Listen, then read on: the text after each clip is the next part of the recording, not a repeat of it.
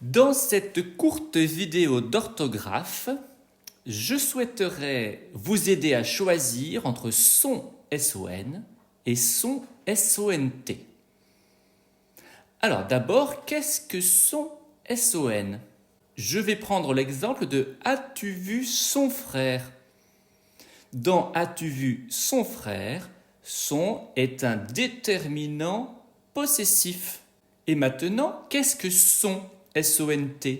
Dans l'exemple « Ils sont en confinement », son SONT est le verbe être au présent de l'indicatif. Et maintenant, comment choisir le bon? Dans l'exemple, tes parents sont-ils à Venise? Pourquoi a-t-on choisi son SONT? Parce qu'on peut le remplacer par était, qui est lui aussi le verbe être, mais cette fois-ci à l'imparfait. Tes parents étaient-ils à Venise? Fonctionne. Donc, on peut mettre le son SONT.